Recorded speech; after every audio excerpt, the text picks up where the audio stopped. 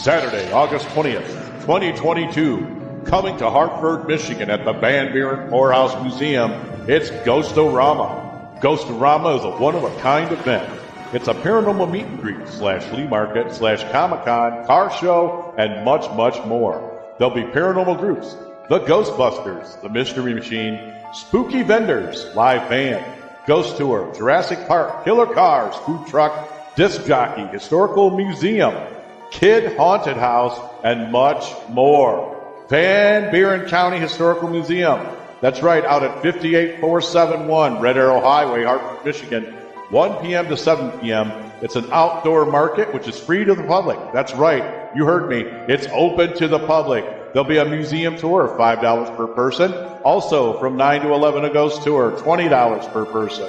That's right, Ghostorama is hitting West Michigan, Saturday, August 20th, 2022, at the Hartford Van Buren Poorhouse Museum. This is sponsored by Southern Michigan Paranormal's UnrestrictedRadio.com, the Great Lakes Ghostbuster Coalition, How to Halloween, Frankenfest, and the Midwest Parahistorical Society.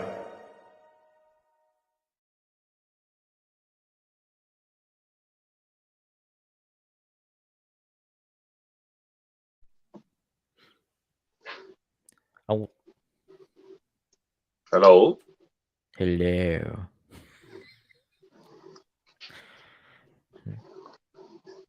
True, brother, you're muted. You're muted. We can't hear you.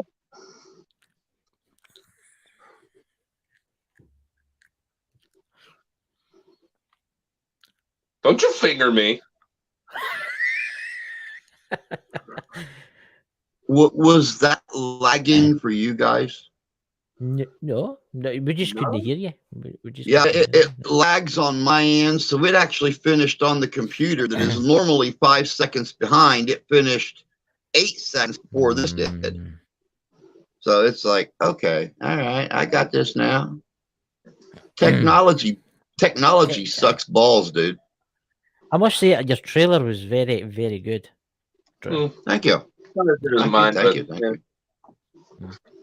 Good evening, everybody, and welcome to the March 4th episode of To Ghost P.M, where our special guests are bald and bonkers themselves, Chris and Dakota from the Bald and Bonkers Podcast. Welcome, guys. Well, I would say good evening, but it's like midnight for Chris, and it's like it's 5 o'clock? 12 at night. This is when I usually turn into a 5 strange for me, creature. man. It's time to start drinking. Yeah, it's 5 o'clock somewhere. It's 12 a.m. for me. You know, this is when I turned into a strange creature, and I lurk in the Start night. sending you suspicious messages. We actually can see that. No. A very strange creature. Yeah, I know. I'm Scottish. What can you say? I look at your audience, so you know I'm Scottish. Very strange. I'm a strange creature.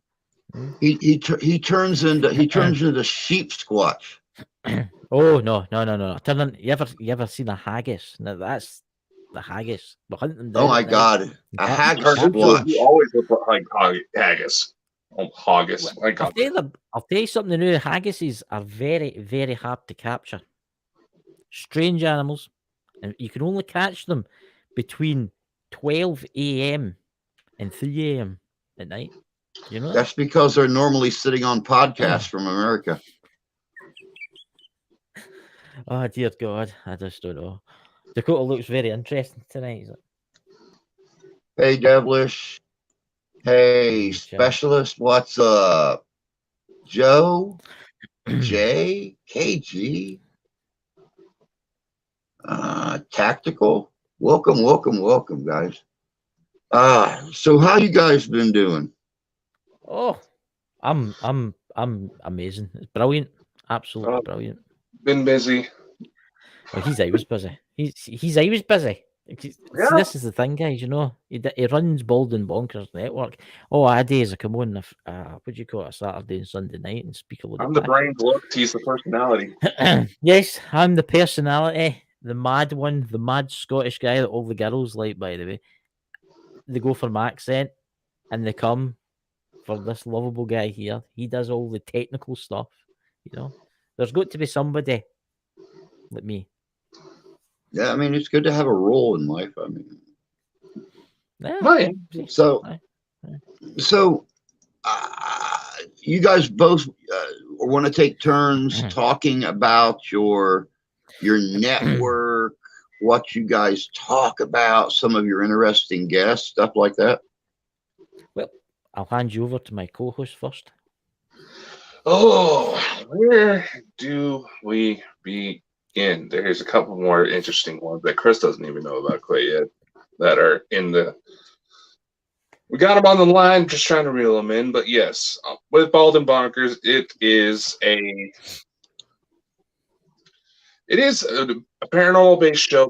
Covers everything, ghosts, UFOs. We're going to try to bring more cryptids, demonology into it. But we're also going to look into expanding into some other business ventures here very shortly that will allow everybody who joins us, who buys into it maybe, to be able to grow in ways that most people don't even realize exist. So that you're actually seeing results instead of getting pimped out and your money sucked by the grand old vampires that are social media. Yes. I mean, I think Bald and Bonkers Network's a brilliant idea, and it was all Dakota's idea here. This man here, it was all his idea. Always. We kind of, the way it kind of works between us is that we realized through previous affiliations that we bounce off of each other pretty well. I came up with Bald and Bonkers, the name, as a bit of a joke to kind of put a brand label on us, and it just kind of took a life of its own. Well, let's face it, we're bald and we're bonkers. What more could you possibly want? You know? I mean, our network is going places. I mean, Dakota's got an amazing guest lined up tomorrow, and I'm so excited about that, Dakota. Yes, we have one of the major guy in the MUFON circle. His name is Craig Cambosa. He is the author of the Extraterrestrial Species Almanac. Yes, I have these on standby right by my bed. And he's actually looking into creating a documentary himself based on the book. So tomorrow's discussion will definitely be interesting, especially if you've been watching us for a while. You know that there's some interesting things that indicate that maybe we're not exactly from Earth. Yeah, we must tell you that our show, we do stuff about ghosts. We have people on it talk about ghosts all the time and stuff like that. But one of our main focus is mostly UFOs and extraterrestrial life in the universe, which we find very interesting. Oh, yes. My little side gig, my title is Specialist of the Strange. I usually tell people that, they ask me, I thought you did ghosts. I thought you did this. I thought you did that. I was like, I go wherever the road leads me. And quite frankly, it's the UFOs that have been coming through my front door. Yeah. I mean, Dakota, why don't you tell them, Dakota, maybe a wee story about yourself, about about what's happened in your life, and then I'll add my bit. That's going to be a novel in progress, my friend. I know, but just a wee bit, just a wee smidgen, a wee smidgen for those lovely people in the chat. I've had to find a way to compress 21 years of information into a long-ass email for some people to try to help me figure out what's going on. Well, and normally people think, oh, you're just hallucinating. Oh, you're just having weird dreams, this and that, this and that. The earliest instance of my own encounters when it comes to UFOs is when one night when I was about 5 years old, I just went to bed one night and all of a sudden woke up 30 miles away from home. Yeah. In a locked house. No one knew how I got there. My parents had no inclination I was even gone, because by the time I got up that morning, my mother was calling my grandparents, which thankfully was the house I turned up at, thinking that I was kidnapped. And now it's escalated to the point where I may have an ET wife from the Pleiades, and we have hybrid children together that have been visiting at least 16 different people now, not just me. Yeah. That's about the shortest way I know to put it. I always used to be into the spiritual stuff, guys. I mean, I used to be into the ghost hunting with Drew's paranormal vlog. We used to go. I was the driver and the one that made the tea, and we always did ghost hunting, right? And then I met this guy, this lovable guy here, and that's where it all changed for me. The alien stuff, it's exploded with me, right? And now I see myself as a little bit sensitive to the spirit world, right? And it's opened up to the point now where I've seen UFOs, guys, right? And I've encountered aliens. Let's just put it that way. And I can tell you something for the bottom of my heart. I'm telling the truth here. We are not alone in this universe or galaxy. Yeah.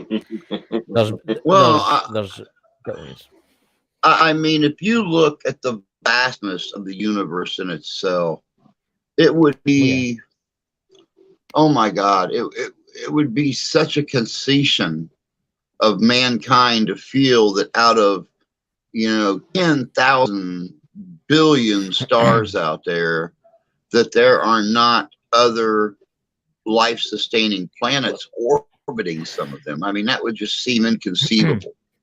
Well, think about regardless of how the universe was created, either by the Big Bang or by a more powerful being or whatever, that he would make this one little blue dot in a vast sea of black be the only one that could sustain life of any kind. Well, you think about this, right? If you to take every single grain of sand, right, on Earth, right, and count how many of them were, there's probably more, right? There's probably more galaxies than there is particles of sand in Earth, right? And there's billions of suns, billions and billions of suns in a galaxy, right? So you think about all the life you think about the life that's in our galaxy, and the estimated life is in millions. So it makes you wonder how many intelligent species is out there looking upon this little blue ball. If they even have any conception that that we exist out here. I mean, the way I look at it, for every one planet that actually knows for sure that there is life somewhere else in the universe, there's got to be 100,000 planets that are sitting there scratching their head, just like most human beings are, going, "Is there life out there?" Yeah. I mean, I'll hand this over to Dakota in a minute, but I mean, if you think about it, there'll be worlds out there that are still in the Stone Age era, but then there'll be worlds out there that are millions of years more advanced than what we are right now. And maybe they know where we are, but maybe they don't want anything to do with us because we're not intelligent enough to go. Those facts are just based off of the observable universe alone. There's so many different things you have to consider. In the span of what we believe the universe has been around, the human race, the earliest traces of our DNA that we've been able to find on this earth would be, you can't even have a physical representation of something that small. Molecular, microscopic even. And there goes the point where they say, oh, we're sending out radio waves. Well, every object that exists, whether it's a human being, a house, planets, black holes, anything, any object out there bends light. Who's to say that something isn't picking us up or something's trying to get a hold of us? They just can't figure out how to send a good enough signal downstream to where it doesn't get destroyed by the time it gets here, and vice versa. Who's to say these civilization, how time dilation works? There could be civilizations that started evolving to somewhat intelligent based life to where what the modern chimp would be within the last 500 years, yet they could be several thousand years more developed than us just because of how general relativity works. There's so many unknown variables alone that it's not not a matter just if they're out there, it's where are they? it's not just as if they're in space. That see, there's different dimensions too. There's different. I mean, the theory is with the Roswell crash that the aliens that crashed there and died there. Well, some of them might have been alive. We don't know. Didn't come from another planet. They came from a different dimension. You know more about this, don't you, Dakota? Well, before you start jumping around too much, the theory is that why is it when it comes to about the Second World War do we see spikes in UFO reports? Yeah. Well, one, technology to fake this stuff was becoming a lot more accessible. Yeah. But there's also the notion that something about us testing nuclear weapons set off so many red flags, and all eyes in the galaxy are on Earth. Some of the reports state that one of the occupants of the craft that crashed at Roswell. It's so disrespectful, but they were the equivalent of teenagers out joyriding. And when it crashed, there was at least one occupant who survived, but perhaps later succumbed to their injuries. Yeah. And something about us setting off a bomb basically it disrupted the flow that they rely on in order for their propulsion systems to work. Yeah. I know it kind of sounds like the Cloverfield movies, but that's pretty much what it's becoming. Well, if you think alternate realities, alternate dimensions, and all that, yes, we have an infinite number of realities setting off a bomb about the same spot. You don't think it's something that's tearing up atomic molecules is going to send out ripples to places we don't even see? Yeah. You think if you've got an infinite world, because the theory goes, if you create one world, right? This is the theory goes, guys. Right? If you go back in time, right, you're not going back to your time. You're going back to you're creating a new world, a new universe, a new galaxy, a universe, right? But when you go to come back, you cannot come back to your world, right? You think about how many infinite worlds of the earth there is. There's maybe someone sitting here right now doing a show right now, the three of us together, except we're not called Bald and Bonkers, we're called Hairy and Bonkers, you know, maybe of hair. That is it's the rabbit hole.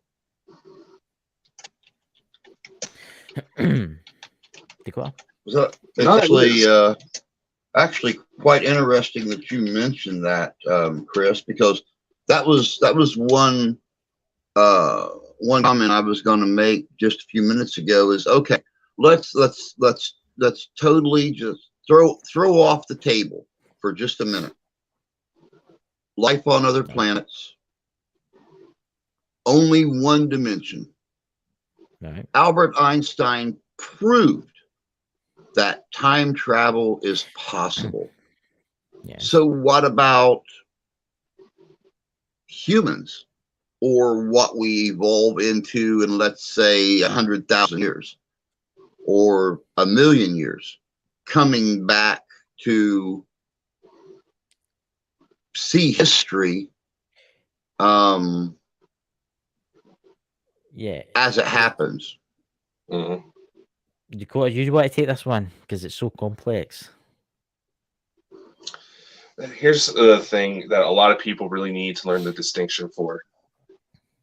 When we think of dimensions, we think that we have our dimension where we have apes being the primary species on this planet.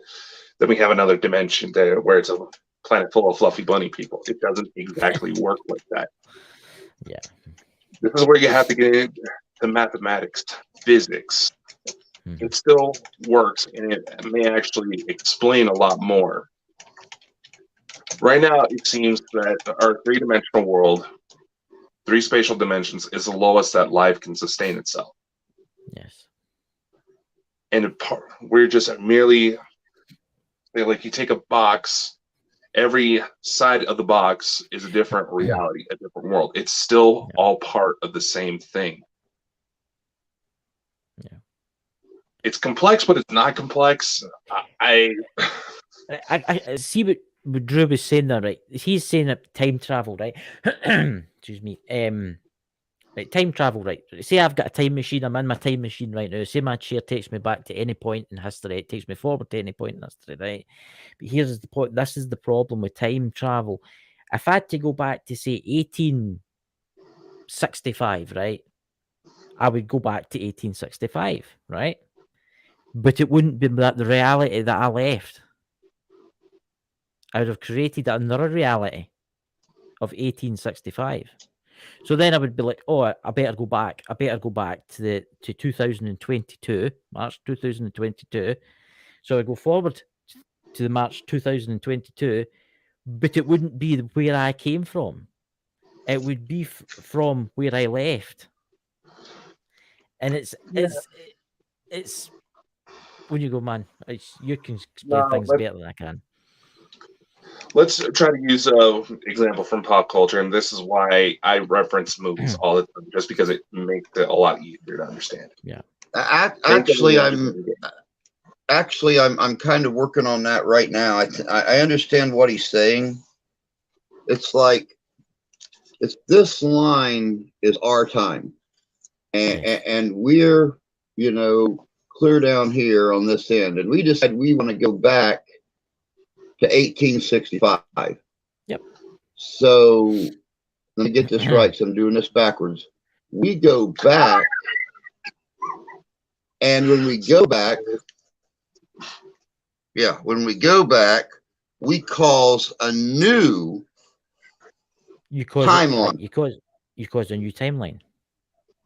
You can never go back to your point. You're sitting here now, and when you try to come back to 2022, you're going to come to this 2022 instead of the original 2022. Yeah. And then if you think to yourself, oh, I wonder if I go back in time again, because this has probably happened, it just does it all the same again. It just creates another reality. And it infinitely just goes on forever. You cannot go back to where you left.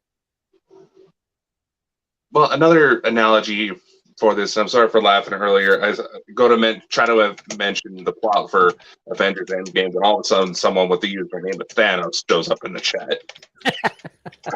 I can't even go and start talking about bloody Avengers. I knew it's the best way I know to explain it. Dear God, when they go back in time to grab the stones, they alter the course of history. When we think of time travel, we start to try to think of stuff like Back to the Future. That doesn't work. Another way to go with Drew's analogy would be like dumping out a bottle of water, having a little cup, have that be like a time travel vehicle, catch some of the water, put it upwards, and then pour it. You're not exactly going to get the same stream. They may be from like the same point in space, but it's not going to be the same flow. Yeah. You can never get back. You can never get back to the point that you left. You can never get back to that point that you left. That reality that you left. So right, here's an easier way for it, right? Say in this reality, my mother was in a wheelchair, right? So I'll go back to 1860, right? Right. Mm-hmm. So hence I've just created a new reality, right? So I think, oh, I better go home to look after my mother, right? So you go forward into a different reality you've created, right? And your mother might not be in a wheelchair anymore, because it's a totally different reality. It doesn't matter how many times you go back and try and get it. Every time you go back to that point, you create a new reality. And that is the dinger about it. You can never get back. See, there's extraterrestrials out there that this has actually happened to. So there you go. This is how I know about this stuff, you see. So, all right, go off on a different shoot here. Instead of UFOs, ufology, alien phenomena, Chris, your paranormal investigations and stuff. That's actually when I first met you. Was You going That's off and right. doing your paranormal investigations. You and Andrina going off together. That's right. Yep. Dakota, how'd you? I mean, do you or have you gone off and done the paranormal stuff? Ghosts, demons, angels, cryptids, aliens. I've dealt with it all, man. So I've been doing that professionally since I was 14 years old. Dealt with it all my life. Hey, Caucasian. For everybody that's popped in, I've not got a chance to say hi to. I find that stuff really interesting. So I've been kind of, trying to be the good host and, paying attention to what they're saying. But I wanted to stop for a second, say hi to everybody real quick. I've missed since we started talking. Chris and Dakota, paranormal investigations. What are some of the best ones you've been on? I don't care who goes first. You guys can duke it out. I'm going to let Dakota go because she's more experienced than me.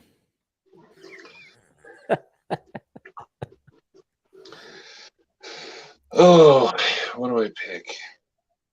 Well, there's. All right.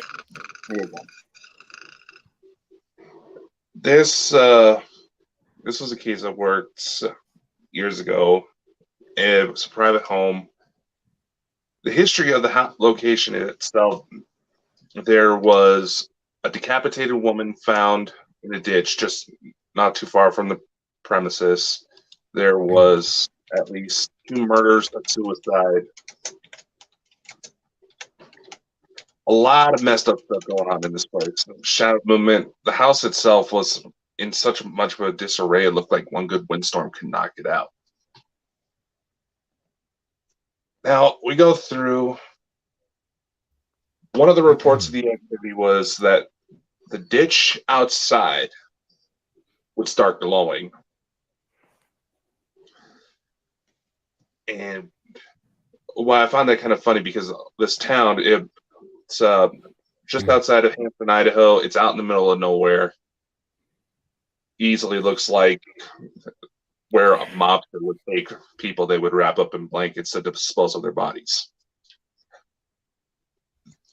During the investigation, one of the guys that was with me, he is the most hardcore skeptic. He saw the ditch start to light up.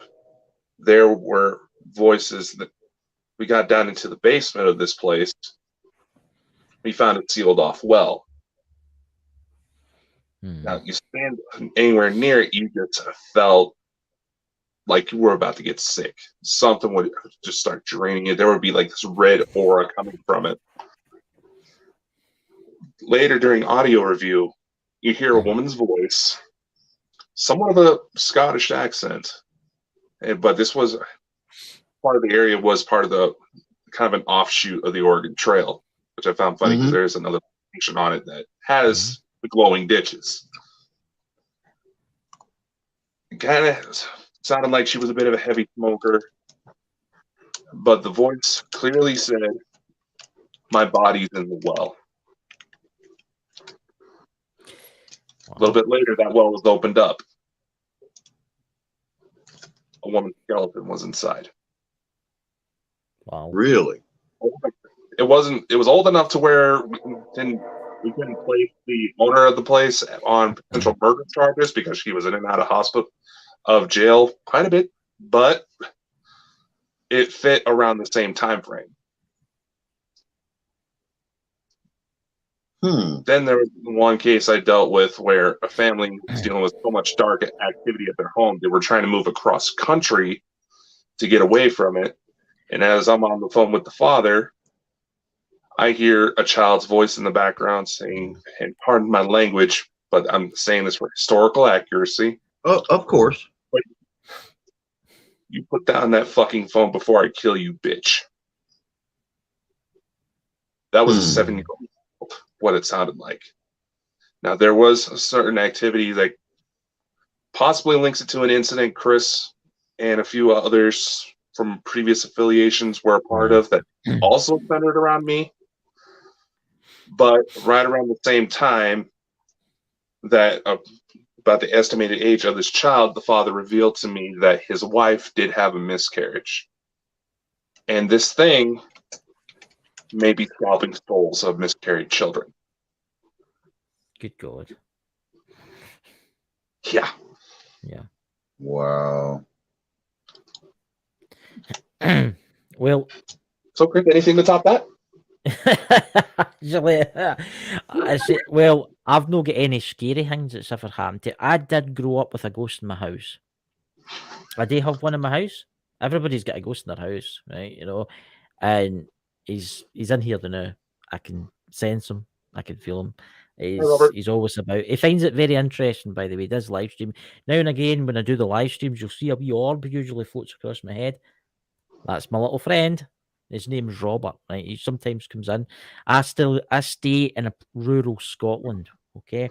There's an old farm behind me, and I'm a good medium friend. Lunar Eclipse actually told me where he was from, and you know Lunar Eclipse, don't you, Drew? She told me that's who he is. He comes here, but my best investigation with Drew's paranormal vlog, it's a kind of sad one. A couple of weeks before that, one of my best friends was in the US Marine Corps, and he was telling me that his buddy in the US Marine Corps had committed suicide. Right? He didn't tell me what he did, but he just told me he committed suicide.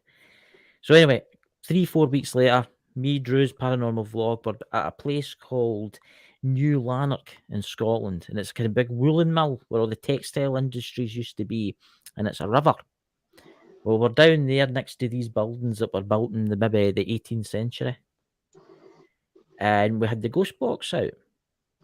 And it was weird because my American friend, he always phones me at odd times, right? So he phoned me, and I wandered away, right, from the investigation, and I never thought anything about it until we went through the footage.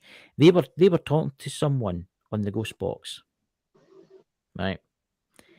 And I never thought anything about it. So I went home. She uploaded it onto her channel. Please check it out. Drew's Paranormal Vlog. And then it goes. This I just can't get out of this. On the ghost box, it goes Marine, with an American accent. And when that came through the video, because if you watch the video back, you'll see me wandering away. You'll see me wandering away to the American that's friend died in the US Marine Corps, killed himself.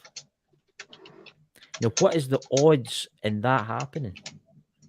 When I left that location, I mean, it was weird because I listened back to it a few times, and I actually sent the video clip to my American friend, and he was nearly crying, and he told me that was the accent and his voice, the man that killed himself. And that kind of validated that for me. That was a kind of validation that there is something after death. So there you go. That's my story. It's not as scary as yours, Dakota, but it's validation. You know? Mine's only scary because there's ladders. There you go. You know? How about cryptids? Now, understand, guys, these guys are in two different parts of the world. Chris is in the high middle part of Scotland. I'm in the lowlands. It's called Lanarkshire. I'm 35 miles from Glasgow, 46 miles from Edinburgh. And Dakota is out in Utah. So there's like 3,000 miles between these guys. Cryptids. A little off there, my friend, but I'm out of Idaho, not Utah. He's in one of those states that was a last-ditch effort to us 50 states. Yeah, that's true. Do you know, and I'm going to be honest here, I have never seen a cryptid. I've never seen a cryptid. You live in Scotland. There are moors all over the place. How could you have never seen the black shook? I've seen the wild haggis. Strange creature. As I say, it only comes out at night. Like, how the hell have you not seen anything yet? I go on one trip to Scotland and end up going viral for a Loch Ness Monster sighting. Right. Like, this is where I have to say something here. Loch Ness is 326 miles from me right now, right? I've not got that good an eyesight, right? I will admit I've seen lots of UFOs. I've seen maybe 4 or 5 UFOs in my lifetime in this area, but I haven't really ever seen anything. The only big and hairy thing that comes out at night is me, and that's it. You know, obviously I've no hair in my head, you know, but honestly, I have never seen a cryptid in Scotland. I've still to see the elusive Loch Ness monster. But don't worry, guys, we're going to send Dakota out when it comes over, you know, in a wee rowing boat. And you wonder why you never see anything. They're always the ones sitting back in the safety of the van while the rest of everybody else that works around you. No, you're not going to get me. I'm going to video you floating out in the wee boat. You know, and if anything comes up, meet you, we'll know. Take one for the team. Help us all understand something. Now, you know, I'm gonna go on and ask what a lot of people are thinking right now, but they're not gonna ask it. So I'm gonna go on and ask it. When you seen the Loch Ness monster, how much did you have to drink beforehand? Nothing. Because that's the answer I was hoping for. I actually have chronic pancreatitis. It's a very bad idea for me to be drinking alcohol. Uh-oh.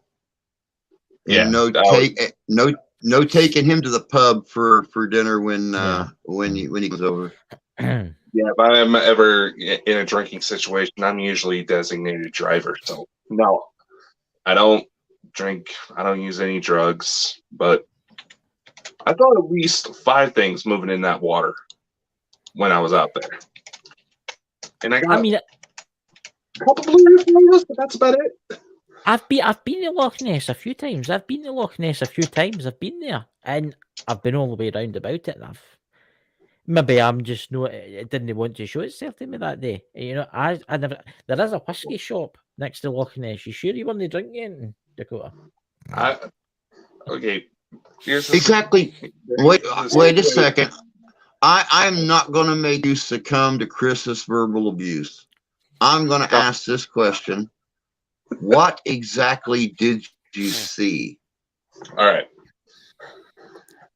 To set up the situation, for a few years, I was with this travel group. Basically, me and a group of friends, we pick a spot somewhere on the globe. We save up money for a year, have a nice trip, make some fun little memories and all that. So that particular year, we went through Ireland and Scotland. The tour took us to Urquhart Castle, which obviously I started drilling because I realized that was the main hotspot. For some reason, most of the Nessie sightings happened around there. My eyes were not leaving that water. If I had better swimming gear or any swimming gear with me at all, I would have been stripping down to go swimming. Brave man. And I was trying to find some highland so I can just eyeball the water. All of a sudden, I see something moving around. It was swimming around the boats. For those who don't know, a lot of those ferry rides are equipped with sonar in hopes of potentially catching something in the water. It was dodging the boats, like it was wanting to check out what was going on, but it was doing its best to avoid it. So one of the theories out there, maybe there's some sort of echolocation with this creature, like dolphins would, that would allow them to hear mechanical sonar, in which what some of the theories about a lot of beach whales. Now, all of a sudden, there was this black jet boat that goes by, cuts off one of them. It looked like it just jerked in the water, like it felt like it was about trying to avoid getting hit. Then all of a sudden, its back end comes up, and this thing was massive. It was like gray skin. There was black spots on it. The second I saw that come out of the water, I was getting so excited because I've always wanted to see this that I just started running closer, getting my camera, snapping as many photos as I could. Only in 2 of them you see what looks like a black spot just swimming around in the water in that area. And as far as why I was able to see it when there's so many people who watch that water nonstop for like 10 plus years, there may have been a spiritual help, because when I got home from that trip, I had found that roughly around the same time I was at Loch Ness, my great grandmother passed away. Yeah. I thought that was kind of funny. And there's a bit of a family history when it comes to everything paranormal, especially on that side. So things that make you go. Yeah, exactly. Exactly. So once again, I don't care what order you guys go in. What got you interested in the supernatural, paranormal, all of the different subjects that you guys cover on your podcast? Well, how can I say this? I've always been fascinated by ghosts and spirits. I've always been. Obviously, the story goes, the one in my house, he can probably hear me now because he lingers about, and you will notice an orb from time to time whizzing about. When I was really young, I could see him. He never harmed me. He was one of them. He was like Casper. He was really, really friendly ghost, right? He would never harm me. And I always thought there was obviously something. There was something. There must be something after you die. You know, because it's not just that. I can always remember my grandfather was dying. He had stomach cancer. And I was only about 6 at the time. And I can remember him, he was sitting and he was looking around the room, and he turned to my mother and he went, "My mother's coming for me tonight." And they're all right, aye, no bother. It's maybe the painkillers he's taking. And he says, "No, seriously, she came last night and she's over in the corner right now. And she's coming to take me away tonight." And they're like, "Okay, fine." That night, he passed away. Right? And I've always had this thing that obviously there's something. I know now, I'm 100% sure there's life after death. I can tell you that right now. You go somewhere. Where, I don't know. We can only find that out for ourselves. And then the UFO stuff, I've seen UFOs in the sky. I've seen black triangles in the sky. I've seen ships hovering. I live next to a kind of wind turbine area, and I've seen them above it's a no-fly zone. Nothing's allowed to fly over them. And I've seen things hovering at dusk, just sitting above the windmills. And then I met my friend here, Dakota. I blame it on you. And we done a couple of lives. Let's just say a friend called Lisa, and that opened up the door to the alien world. And now it's kind of took over. And I don't just get to see them. I get to talk to them. Guys, I do get to talk to them. I've met them. So is Dakota. And I know you'll think, "Oh, this guy must be a raving lunatic," but I'm honestly, they tell you stuff that I'm not the only one in the boat, because it's not just me. The first time we had Lisa Fry on, and she was contacting, what was it, the Galactic Federation? Was it Dakota? That was the Galactic Federation. That night I went to my bed, and I had a dream I was in this white room, and I could see Dakota. And I could see other people that I knew. And I thought, "Oh, it's a bit strange." The next day I told Dakota, and he had the exact same dream. And so did the other person have the exact same dream. The exact same dream that night. Yeah, see, I know you're not a raging lunatic, because I have seen many, many, many interviews, both on YouTube and on other sources. Even History Channel has done several documentaries talking about visitations actually being spoken to. I've heard of the Galactic Federation in some of those interviews and stuff like that. And it's like, okay, well, and we were talking, earlier in the stream about, extraterrestrial intelligence and the advancements and the state of evolution that's possible with some of these worlds, why would they waste their time with Earth? We're still using fossil fuels. We're still using all the natural resources. We're still basically killing the planet. You would think a planet that's 900,000 years more advanced than us have found other ways to do things. Now, this is what I couldn't tell you, right? What I've learned is we're at a precipice, right? And then I'll hand this over to Dakota to let him tell his kind of side of things. Humankind is at a stage now where we've got two choices.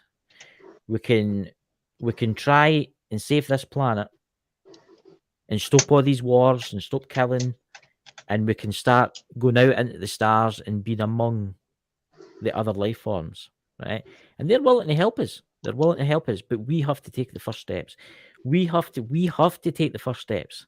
It's they can't come down and forcefully give it to us.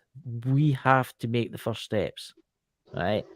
When we do that, they will come in force and they will help us. But we have to do that first. I know it sounds mad, but it's like Star Trek scenario, right? It's like everybody's seen Star Trek, right? The alien life forms in this galaxy, they'll only help you if you've managed to cross that point, right? We are still killing each other. We're still polluting this planet. So once we stop that, and once we start growing up a wee bit more, and once we start, how can I say this for you to understand? They will help us, and they are helping us, but they can't just come down and land and give us all the technology because it's dangerous. Not just for us, but for them. Dakota, because you're the guy, you know more than me. Oh, where do I start with this? To kind of start with the earlier bit, this stuff, like I said earlier in the show, this stuff has always been around me, and it was a gradual progression that, wait a sec, this isn't normal. These people haven't seen this. I was one of those kids at a young age who seemed to know way too much. As an example, there's this story my aunt used to tell me that there was this one day, I was about 2 years old at the time. I walked up to my stepmother, put my hand on her stomach, and said, "My sister's in here." Now they thought, okay, that's weird. Next day, my stepmom's starting to feel a little ill. So naturally, she goes to the doctor. She was pregnant. Then there was an incident where I was 9 years old. I was at the old Idaho State Penitentiary. I saw a man be executed, even though that person's been out of commission, has been a historical site all these years. I was on a school field trip. Second everybody leaves, I see this guy being walked out to the rope. I see him drop and start dangling. When I know everybody's cringy when it comes to Ghost Adventures, but for their first season, Ghost Adventures rolled through town. So this was way before they started totally faking everything for views. They did an episode there, and they indirectly helped me find out that it was a gentleman by the name of Raymond Snowden, who's often nicknamed as Idaho's Jack the Ripper.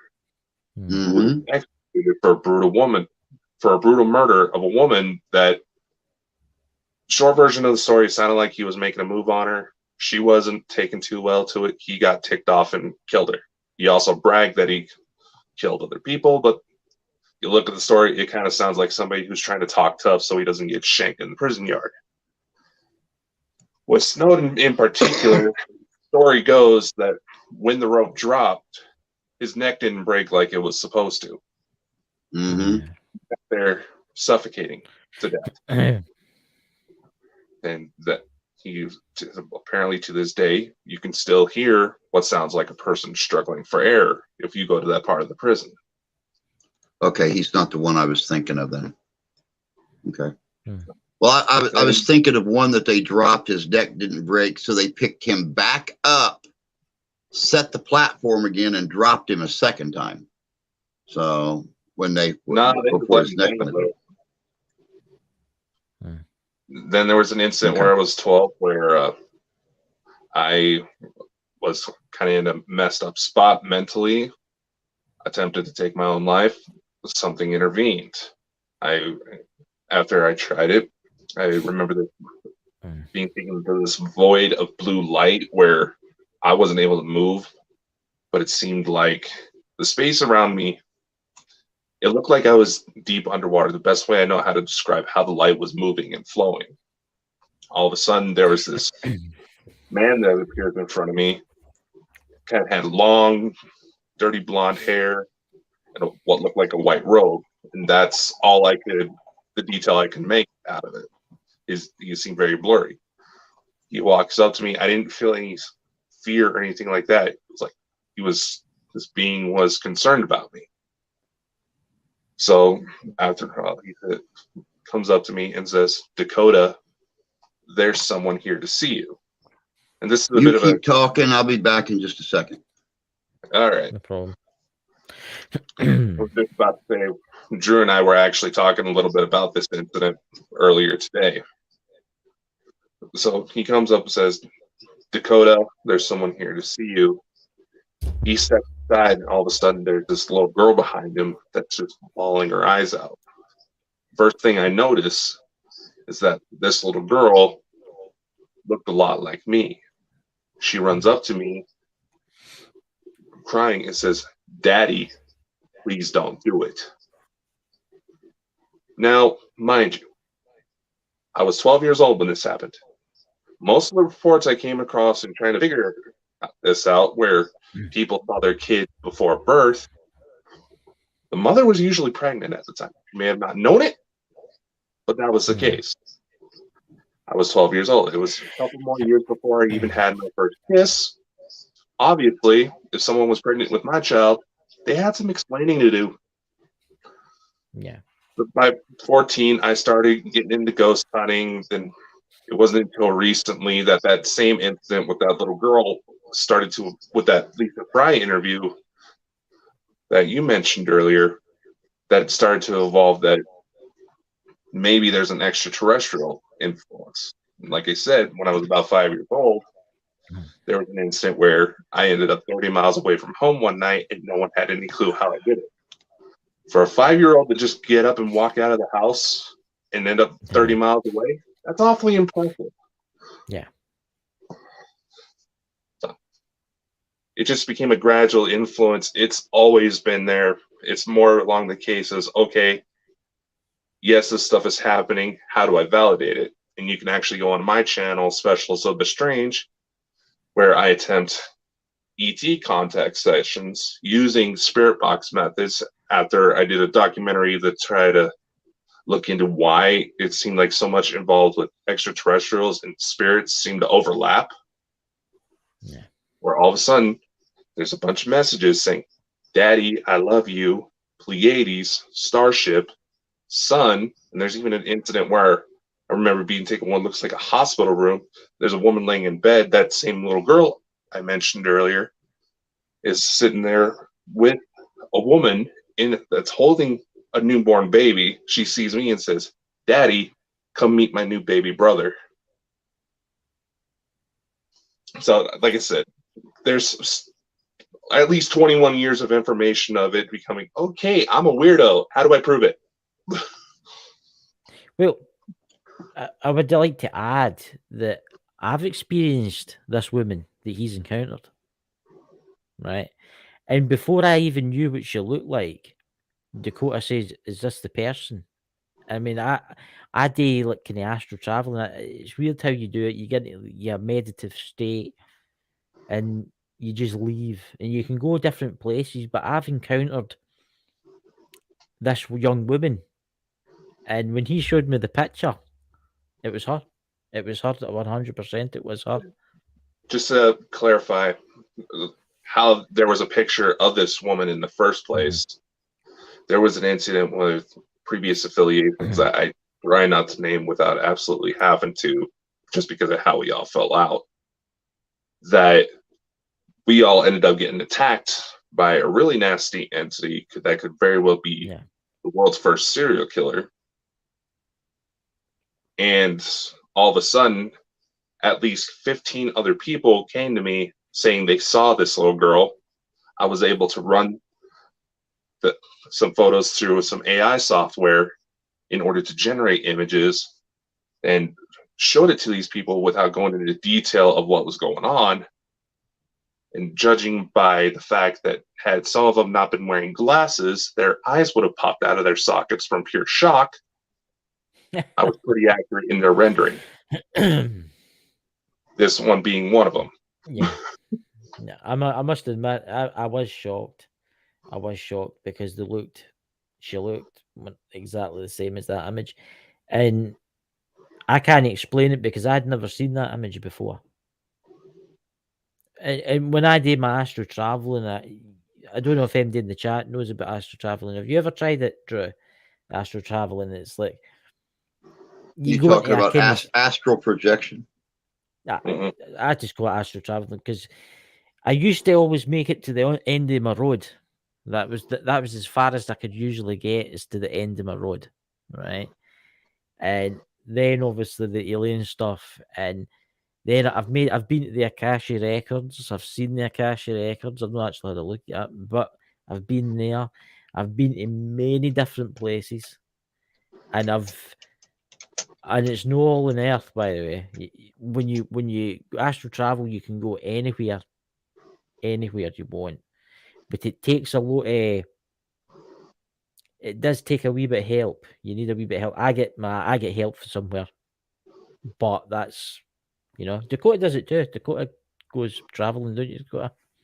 Yeah, I know there's been a lot of studies done in the last, let's say, decade and a half, 2 decades into astral projection, exactly how strong some people are that can do it. And, I've once again, seen and heard many of interviews of people who can sit down and put themselves in that proper state and actually travel across country or to a different location in the world and come back with intimate details of what they seen and it's not just you can leave the earth, and I mean when you astral travel, you encounter beings. You do encounter beings. They're no like humans. This is the beings that we've got dealings with, and you encounter them in this realm, and they tell you stuff. They'll freely tell you stuff, but to a certain point, they don't let you.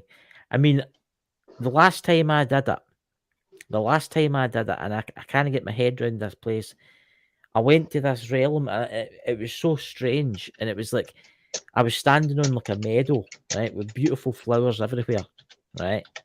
Imagine something, beautiful flowers everywhere, right? But here's the interesting part: you could smell the flowers, right? You could actually smell the flowers, and standing in front of it, I could see my dead relatives, and they knew I was there, but there was somebody behind me, and the person behind me says, "You're not ready for this place yet. You must go back." And I did not want to go back because I felt great. And it says, "This is not your time." And I woke up really sad. But then I think I was getting to see relatives that had passed. I think that was a gift that was given. Now, you mentioned past relatives, and this is something that I saw mentioned earlier in the chat, and I've been waiting for the right time to pull this one. Sherry and I have talked about it before, but I want to hear you guys' opinion on it. Ghosts and spirits. What's the difference? Dakota, you first. Anything that you can't try to ramble on, you pass off to me. Is that what this is? No, I could ramble on a bit. I could ramble on. All right.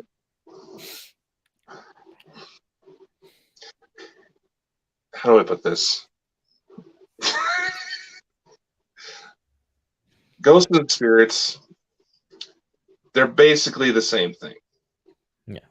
Now, the main distinction is that spirits, they can be personifications of nature. They can be like elementals, as an example. Mm-hmm. There's allegedly beings out there that are.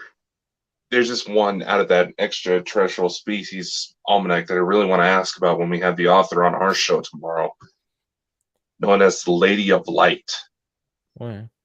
She is said to be the very personification of unconditional love, which, if you remember correctly, this next part interests me, was that she was also known as the moon goddess Diana. And who did Lisa say that to try to summon if we wanted to talk directly to the Pleiades? Yeah, To the Pleiades? right. Diana. That's right. It was Lisa that told us that. Yeah. I don't know. Ever since the extraterrestrial the situation started unfolding the way it has been for us, as in, I can have weird dreams that fit all the criteria of a possible contactee/abduction situation. I can go outside my house upon waking up, and all of a sudden I can get video of craft in the sky at least within a mile. I've almost gotten a speeding ticket because saw a black triangle literally a mile from my house. Yeah.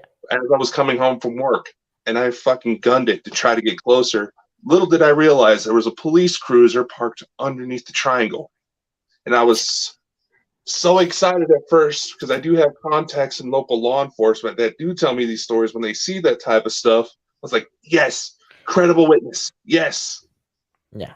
Here's to track him down. He had no clue. It's like, I mean, come on. I mean, I could. When you go to the cottage, you might finish. I was just saying, technically, there is no distinction because we don't know jack. Yeah. That's my conclusion. We don't know jack. It doesn't matter how good a paranormal investigator you are. It doesn't matter if you're Zach Bagans. It doesn't matter who you are. Ghosts and spirits, right? I've always had an idea with ghosts and spirits. This is what I think ghosts and spirits are, right? See, spirits. I think the spirits of the humans that have died and crossed. They've went to the light. They've went and done their life review, and they come back to visit. That's why I see spirits for me, right? Ghosts, on the other hand, are like kind of like people that haven't crossed yet, and they're stuck. This is my opinion, right? I don't know if this is any of you agree, but a ghost is like, mate, you've got an old house, it's haunted, meant to be haunted. They say there's a man that died in it, and he didn't cross, right? And he haunts that house. I see him as a ghost, right? But a spirit is more, for me, I would say someone that's crossed, they've went through their life review, and then they can do anything they want, so they come back to like maybe talk to you through a medium or something, right? That's what I see as a spirit. But a ghost, I would say, was more like something that stayed in a mansion, or didn't matter where it was. That's what I think. Now, where would demons fit into that? Oh God, I don't. Demons is Dakota's special department there.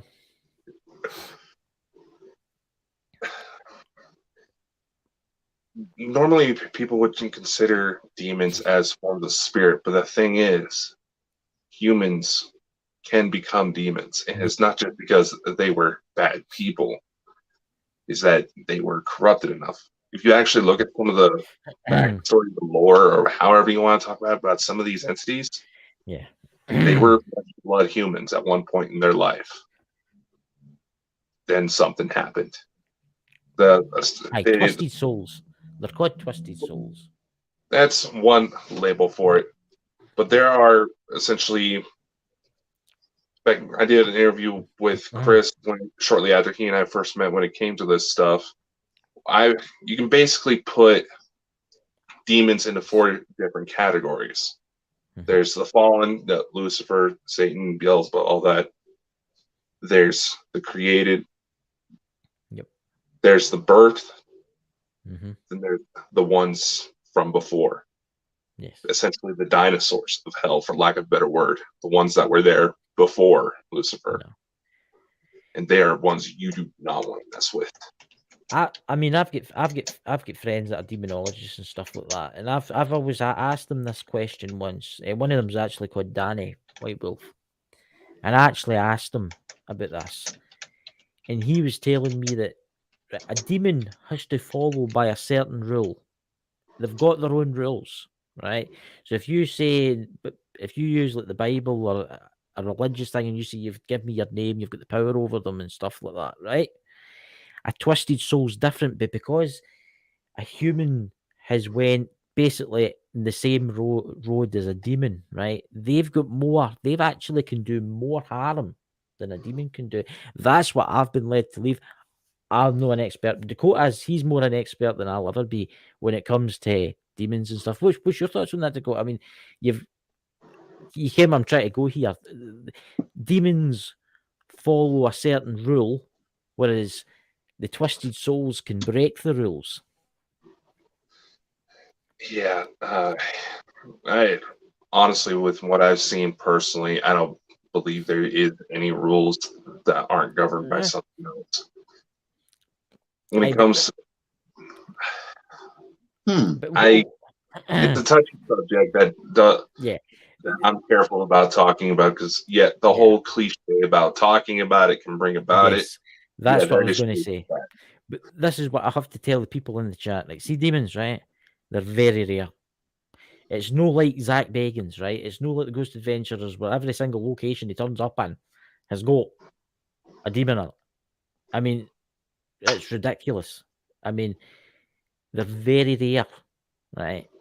I don't know if you agree with me there, Dakota. I don't know, Kim. I mean, it's you've got to remember all these ghost hunting programs. If they've got something scary in that place, you know, it's a lot of people's got to watch that. For instance, I've got my ghost, right, Robert, right? He doesn't do nothing really. He just wanders in now and again. He's probably in here now. He wanders in now and again, and he wanders out. He doesn't do anything, right? That's not going to bring people in to watch your show. But if you say, "Oh, I've got a demon," everybody's going to watch that, isn't they? See, I feel sorry for a lot of those TV groups, and I mean, it's no big secret. You guys know, most of the people in my my chat here, that they know that I want Living Histories and Mysteries. I want the Midwest Parahistoric Society to be the next big streaming paranormal show, and that's why we're taking on some bigger, unheard of investigations. We've got a Italian restaurant next weekend where a husband murdered his wife and shoved her up the chimney after he killed her in the house that was connected to the restaurant years ago. They have CCTV footage of spirits walking through the kitchen and stuff at night when no one's there. We just got confirmation the other day from, and it's known nationwide, the Morris Performing Arts Center, the largest stage theater in northern Indiana. It seats like 3,500 people. I mean, they have everything from Celtic women to oh my God, country performers, rock performers, opera singers, orchestras, all playing there, and they want us to do an investigation there. And I feel sorry for those groups, though, because not only do they have an editing company that edits all their footage, but to keep their show on television, half the show is scripted. Yeah. So, I mean, you have to, when you see something or something, because that's what the crowd wants to see. They want to see you terrified. They want to see you or running from something when you hear a stick or something fall over. And it makes me feel bad, because I know these people really have a love of what they do. But to be seen by 10 million people, you know, when they release a brand new episode, that's the stuff they have to do it. Yeah. And I would never do it. I would have my own editing, my own people, you know. But then again, it don't take me no time to do it. I'll do a 5-hour investigation, do a 6-hour edit, and put out a damn good video. So I don't know. So let me think. What else was? Somebody else had mentioned that we are not created to linger. So how do you explain these spirits that can't cross over? Dakota. It's their choice. Yeah. But the problem is they don't cross over. They start to deteriorate. They go mad. They become twisted souls. Yeah. Like Chris's earlier points, yes, twisted souls. They're not exactly bound to a quote-unquote rule set like most demonics are. But demonic will not be. They're mostly in it for mental games. But if you piss one off enough, which I've had the pleasure of doing, they will try to kill you. Yeah. I'm a big guy. I'm 6'7", almost 400 pounds. After an incident where I had to deal with, I had to go through and perform an exorcism on a young man who was horrified, waking up bloody almost every night from this thing. Yeah. Because someone fucked up the binding. It got away. And a couple weeks later, next thing I know, there's this big shadow mass grabbing me by the throat and pinning me to the wall, trying to choke me to death. You're right. People want to see fear. They want to see carnage. But when it comes to the real stuff, they would not be able to handle what is out there. I can tell you right now, the one that's in my house, he's crossed. He's already crossed. And he's come back. The reason he likes it here is because before my house was here, it's on a hill, right? And it is a beautiful view of the mountains of Loch Lomond in the distance, right? And he liked it here, right? And the reason I know this is because the psychics told me, right? The psychic told me, he says, and they built a house. He's already crossed and he's come back. He only comes back here now and again because he likes this spot. And he's taken a liking to our family. The medium told me that. I mean, the medium told us, she says, the reason he likes to come back is he likes to keep an eye on the family because he likes you, he loves you. He's you got to remember, I've grew up. So I'm 40 years old, right? Since I was 6, I've grew up with him, right, in my house, and he's never once harmed me. Not once. In fact, I would say he's maybe looked after the house. I don't know why, I see he's crossed, right, and then he's come back, right, because he likes it, right. There's obviously spirits out there that are afraid to go, and I'm going to mention this for a certain reason, because of religion, right. There's spirits out there that are stuck right now that are like, oh, I can't go. I'm going to hell. I'm going to burn in the pits of hell. If I get into that white light, I'm going to burn in the pits of hell. But that's not true, guys. That's not true, guys. When you cross over, you have to go to that. You have to do a life review. You can't get out it. You cannot get out it, right? You have to do it. But after you do it, you can come back. You can do what you want. You can be born again if you want. But you've got to remember, some of these spirits that are trapped here are terrified. And the more they stay here, the madder they get. And the madder they get, they'll know how to cross into the next world. And then they become lost souls. Yeah. Think of it as a spiritual form of dementia. Yeah. That's fair. So, Chris, here in America, you know, we rely on our documentaries, videos, stories. When it comes to, you know, Scotland, Ireland, Wales, England, here in America, it's kind of known as the cradle of the spirit realm. Mm-hmm. Dwarves, trolls, elves, pixies, all according to the legends and the stories that we're told here, began over there. Are there still reports of sightings and things like that, like there was 100 years ago or 200 years ago? And in the part of Scotland where I'm from, it's called the Central Belt. It's kind of a built-up area, but I'm in a rural location. We have got tales of like the spirits of monks and stuff like that have been known to roam and stuff like that. But and if you go to Ireland, Ireland's very famous for, everyone knows it, leprechauns, right? I know people that are from Ireland that have seen things like that. I swear.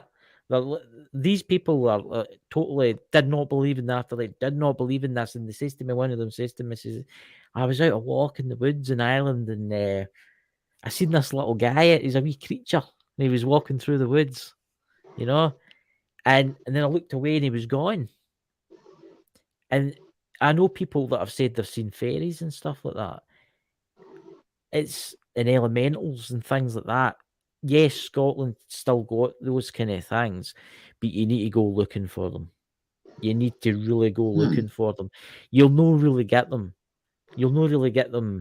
You know, where I stay is quite a mining area, a lot of coal mines. And a lot of the old miners used to tell me they used to be, what are they called again? They were like wee troll creatures. Were they called Tommyknockers or what they called? They live in the mines. Mm-hmm. There's a certain type of creature that live in the mines, and they would tell us stories. If they heard the wee voice, they knew to leave. And one of them actually told us once they heard a voice and it said, "Get out, get out." Like that, and they thought, right, we'll get out. So they left. 5 minutes after they left, that tunnel collapsed. You know, I mean, it's some might say yes, it may have been a spirit, but then I don't know much about that kind of stuff. That's more elementals that live in the woods, because I know there's actually just up the woods from me over there. There's a standing stones, and there's something like 4,000 years old.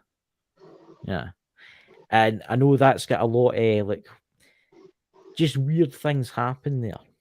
Let's just say that the weird orbs have been seen there, and people have said they've seen like wee fairies and that in the woods next to it, and it's nice to think, you know. But I know in Ireland, you know, you've got the leprechauns and stuff like that as a real thing. There is one place in Scotland that I would like to go to, and I'm actually thinking of going soon, and it's called the Fairy Bridge. It's Skye. Do you know what I'm talking about, Dakota? I've heard of And it. there's a castle, and I'll give you the short story. There's a castle, and basically, the man that used to live in the castle, going back hundreds and hundreds of years ago, met a fairy at the bridge, and the fairy and was they brokered a friendship together, right?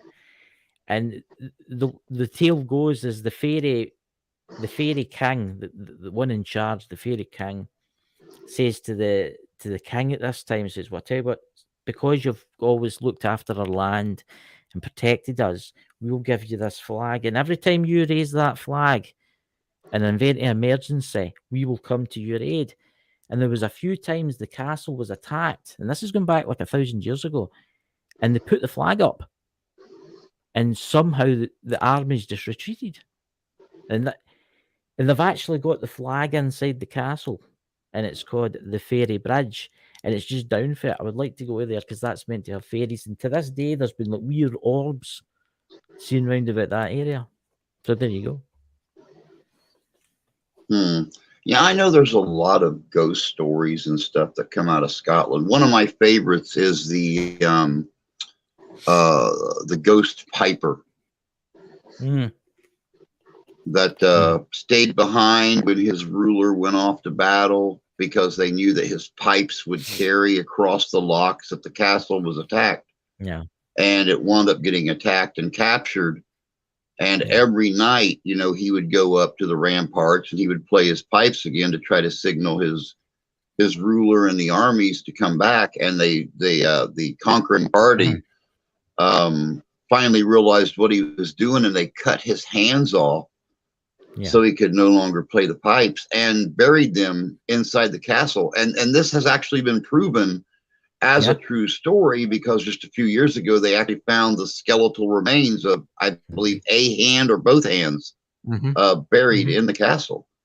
How far are you away from that location? I don't know quite. I would say maybe 60, 70 miles. I mean, I'm no far from Edinburgh Castle. Everybody knows Edinburgh Castle, right? And I know Stirling Castle. Where I stay is quite famous. There's a church just over the back from me, right? The church that's over the back from me was built in the 11th century. Right. Are you talking about the Templar Church? The one that's in my village, yes. It was used by the Knights Templars. Yes, they used it. It's not Rosslyn Chapel. Rosslyn Chapel's 47 miles in this direction, northerly, just in front of me that way. Rosslyn Chapel's there, but the chapel in my village, it's over 1,000 years old. It's well over 1,000 years old. It's actually there was a clock tower added on by Mary Queen of Scots, and it's the first ever clock in the entire United Kingdom, and it's all wooden cogs and it's all looked after. I'll need to send you some pictures, Drew. And there's yes, graves. Please do, because I'm fascinated by historic architecture. Well, the graves that surround about the castle, there's the modern part of next to the church, but then there's the really old place, and it's kind of sad because a lot of kids died of the plague and stuff like that, and a lot of the gravestones have only got a skull and crossbones on them. But the church in question, the chapel in question, is called St. Bride's Chapel, and inside it there's a sword, and the sword was used in the Holy Wars with the Knights Templars, and it's absolutely beautiful inside it. It's weird. I will say this. They don't use the church anymore. It's not been used for like 50 years, right? Because there's another church just up there. It's more like a museum building now. There's big... What happened is let's get the vaults. You know how they have vaults underneath churches? Mm-hmm. They had to actually rebuild them, and they taken all the old stone coffins out. And the stone coffins are actually sitting outside. And they're hand-carved stone coffins. And some of them went to Edinburgh Museum, actually. One of them's still down there.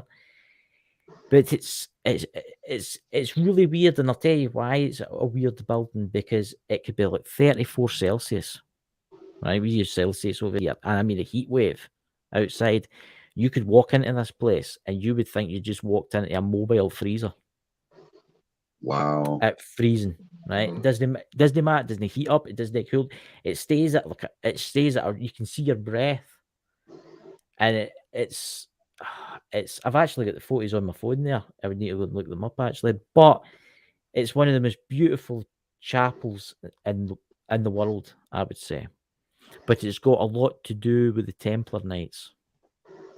Because just over the back from it is the Masonic Lodge. And that is the oldest Masonic lodge in the United Kingdom. It's just next to it. And then 40 miles away is Rosslyn Chapel. You know Rosslyn Chapel from the Angels and Demons. You know the Holy Grail and stuff like that. Well, that's what the Holy Grail's meant to it. It's meant to have something to do with it, you know. There you go. So how far are you then from Stirling? Oh, 55 miles. Something like that. See, that place right there. maybe not Stirling Castle in itself, but that whole area across the bridge is one place where I would really love to investigate, because I mean, everybody knows how big I am into history, and the myths and the legends behind some of the figures in Scottish history was slowly passing into history until that fabled hero Mel Gibson. It's weird you should say that. It's weird you should say that, because the last time I went to Wallace's monument, right? The last time I went to Wallace's monument, I went into the gift shop, and I said to there's always an English woman working in a Scottish gift shop next to a Scottish building, right? And I said, you know something, that monument up there looks nothing like Mel Gibson. It's true. It's true. But well, Mel Gibson, a lot of people, you know, the only story, the only thing they really know about William Wallace was, you know, what they seen in Braveheart. And I'm fascinated with the military tactics that the real William Wallace actually used. I mean, in the movie, I'm going to excite you, right? I'm going to excite you, and everybody that's here, I'm going to make you all excited. I stay 9 miles from where William Wallace was born. Right? Really? Yes, and see in the film Braveheart, when he goes, "We're marching to Lanark." You know, when he mentions "we're marching to Lanark," Lanark is only 9 miles from my house. So I'm right in the area. It's just over there. It's just, my goodness, Dakota, you're blue there. But yeah, what I was getting at was in the movie, how the British crossed the bridge, Stirling Bridge, and Wallace and his men were fighting them in an open field. Okay, the military tactic that it's been proven that Wallace actually used. See, the Stirling Bridge then was not the Stirling Bridge now. Back in that time, it was like a little teeny tiny 2-lane bridge. Yes. And you had soldiers crossing that bridge 4 wide. So here they are on their horses trotting across the bridge. The intelligence this man showed by basically killing them as they were getting to the edge of the bridge and closing that 4-lane gap. It was actually down to a 1-lane gap. Yeah, I mean, William Wallace, a lot of people don't know this, but William Wallace was actually a very intelligent person, because his uncle took him away when his family died. So that part of the movie was true. Yeah, that was true, and he was he could speak Latin. He could speak Latin. It was actually, and it looked nothing like what the film portrayed him as. It looked nothing like William Wallace. He was actually about a foot shorter. And he actually had a kind of Italian kind of tan, because that's where he was for a lot of the years in Europe. And it looked, I found when I first seen Braveheart, I thought to myself, my God, they've got that wrong. Because the guy was a lot smaller than people think he was. Mm-hmm. Yeah. Yep. And one of the other things that really fascinate me is, you know, you see him, of course, carrying the primitive claymore or claymore. That's right. But now they're saying that he actually carried a lowland sword. He did. That's what had the big acorns on the end of the quillions and stuff. Yeah. Which is the one that's in the museum now. Yes. Well, parts of it. Well, it's you got to remember it was so long ago, you know. I mean, Scotland's trying for independence again, and I don't think it's a good idea personally, you know. But there you go. But I've held. Have you ever actually held a real claymore, Drew? Oh, I have a 5.5 foot long claymore hanging above my bed. Right. Well, you better hope that doesn't fall off, because I picked up with Dakota. My God, I was in a museum one day, and one of the people that I knew was what he says, "Do you want to hold one?" I went, I'll hold one. And this was an original. I had to put like white gloves on. It says this is an original. Wow, I don't know how they guys carried it, because it was I kid you not, it was the most heaviest thing I've ever held in my life. Can you imagine going and walking 12, 13, 14, 20 miles with that in your back and then get into a battle with that? It's not light. And you and I have talked about it before, Chris. My wife and I actually had a Scottish wedding, and we instead of throwing a reception, we threw a ceilidh afterwards. So we had, sausage and potatoes and cabbage and things like that. We had a lot of Celtic music that played and stuff like that. I was wearing my Stuart tartan, since my clan did side with Mary. Of course, my clan split during Culloden. Half of them were Jacobite, half of them were Hanoverian. My clan, right? This is my clan. My mother's side was the Gregg tartan, which was kind of bluish, right? But my father's side was the MacDonald clan, right? My grandmother, that she was off the last line of the McDonald's. Really? She was a true heir to the McDonald's, and so I've always just wore the McDonald tartan, because on my car keys I've got the McDonald tartan keyring.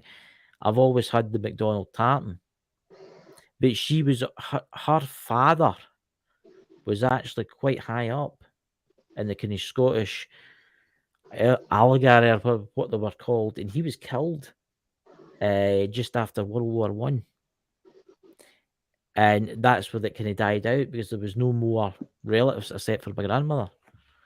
But I'm a mixture of McDonald and Greg. There you go. Wow.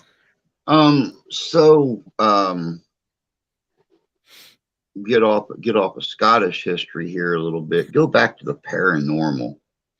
You guys have both done investigations. What is the one investigation that sticks out in your head as just being a complete and total letdown? It's got all this great hype about it. You go out there, you do the investigation, and you almost fall asleep on your feet because it's nothing like the stories tell. I'm going to let Dakota take this one. I'm trying to think of one, but one that was a bit of a letdown for me was it was actually an elementary school here that's still running. The principal, there was a lot of rumors going about that the place was haunted. It used to be a high school at one point. The janitor could swear he could hear a bunch of guys messing around in the basement, because apparently that used to be the boys' locker room for gym class. And we got there. Well, first off, part of the letdown was that we didn't have access to the full place where we could kind of look into all the reports. There was one where the computer lab, there was one particular computer that for some reason you would see the key start moving on the keyboard like somebody was messing around with it, but nobody was there. We couldn't get into there. We looked around. We managed to find some little balls that we set out, because we figured it's a school, maybe kids are hanging about. Nothing happening with there that we couldn't rule out as old pipes knocking against the place. There was talk of toilets flushing about themselves. It was just a water pressure problem. The boys in the basement, I should probably chose better words for that.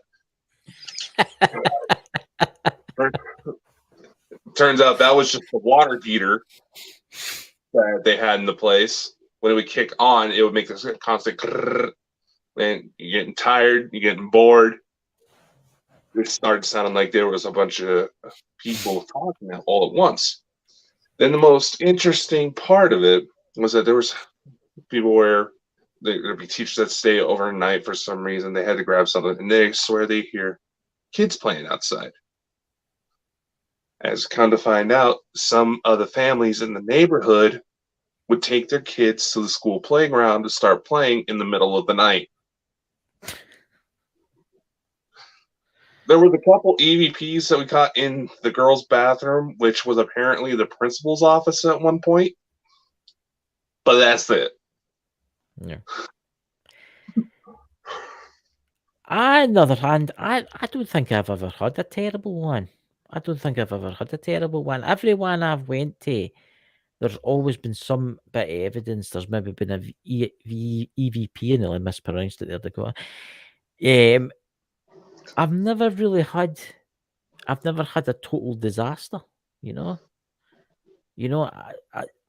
I've went. No, that's a lie. That is a lie. There was one that I did with Drew's paranormal vlog, and it was the castle in my village, and it was we went with the ghost box. We went with the K2 meter and stuff like that, and we stood about, and it was like -10, right? It was freezing, right? And we walked about, and there was nothing, absolutely nothing, right? So I took her home, right? And it was one of those weird nights, one of those nights where it's like this, you've got the full moon, and you've got the clouds, right? And you think you're all Mr. Brave and all that when you're with all your other colleagues, right? I don't know if I tell you this one, Dakota. Well, Drew phones me up 1 o'clock in the morning. I've left my K2 meter at the castle. I'm like, right. So I get into my car. So I drives down, and it was just one of those nights. It was one of those like really creepy nights with the full moon and the clouds are slowly going through the, and I don't know. I was just like, oh my god, how bad can this get? Because it's like -15, right? I'm down trying to walk a quarter of a mile to a castle to get a K2 meter that would have been all right probably till the next day. That's probably the worst one I've ever done, because you go into one of those places yourself. You know what it's like. Guys. You're with all your team. I'm not afraid. I am the big man, like that. And then I had to go and get it myself. Creep down, and the owls were cooing away. Like, but honestly, like Drew was going to protect you from anything out there, having No. with you. I mean, what is she? 4 feet tall? How the hell was she going to protect you? No, well, she. That's the thing. I took her home for the investigation, and then I come back, and I was sitting drinking my coffee. She phoned me up at 1 o'clock in the morning. She says, "Listen, I've went and left my K2 meter at the castle," and I'm like, "Oh no!" So I had to go do myself. And I was like, "Oh, this is terrible." I said, "I'm walking up to the castle, and you can see the old castle walls and the graveyard at the side and the full moon." I know, but it was one of those nights. It was like freezing cold. So what I said earlier was only half true. You've never seen the Black Shook, but it probably seen you. Well, it probably did. I heard some strange noises. I heard some very, very strange noises. God knows what it was. Maybe it was the wild haggis. It was the haggis. It could have been the haggis. It would have been the haggis. As I say, it comes out at 12 a.m. and goes back to sleep at 3 a.m. Very, very difficult to catch, ladies and gentlemen. It's got 2 front short legs and 2 long legs at the back. It's kind of like a very meaty and spicy bullfrog. Yeah, Mhm. damn difficult to catch me at. Okay, so now we're gonna completely flip the coin on this one, on this question. Think of one investigation you've done that you've heard all the stories about, you've done all the research on it, you got out there and this place literally scared the hell out of you.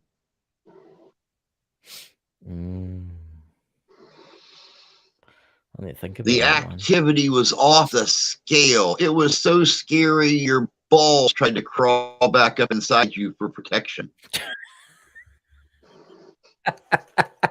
God, I just had an image in my head there, and you've scarred me for life there, Drew. Well, hopefully, if it's your own, so it's not that bad. You're not thinking about other people as you usually do. Oh dear Jesus, to go. I don't think I've ever. The only time I've been terrified when I was myself, Can you guys imagine what it's like for me being on their podcast? What you're seeing here is exactly what I see when I'm on their podcast. And it's hard to keep up with these guys. I know. But we're lovable, likable, awesome people. I'm friends with stand-up comedians. You have to be quick on your feet when it comes to sarcastic remarks, or they will make you cry. I don't think I've ever experienced. I dribbled coffee. I don't think any time that I've been out in an investigation, I don't think I've ever been totally terrified. Really? I don't think I have. Only when I went down to get that K2 meter because it was left. I had to go and get it myself. It was a wee bit scary in that. But I've never actually been totally terrified. I've seen, like, maybe when we were doing an investigation once, the K2 meters, it kept in the red all the time. It just stood there. I mean, there's been times I would say I've had merely a scare doing shows when Dakota goes into one of his kind of trances, and he gets took, and you can see his eyes rolling back. I would say, yeah, I've been a wee bit scared daytimes, or the time that Sherry, Paranormal World Investigators, where she's went into like trances, I've been like, ooh, I've been a wee bit. I wouldn't say I've actually been absolutely terrified, but you know that you've said that. I'll go out in an investigation with Drew's Paranormal Vlog, and something will jump out and scare me now. But I don't know about Dakota. The supernatural alone, I haven't come across anything that scared me. A couple of times it caught me off guard, but just because I wasn't expecting it, or like some of the developments lately with the ET cases you were mentioning, my transit. You get how you see someone go through a trance and you swear it looks like their face changed, like somebody superimposed another face onto it.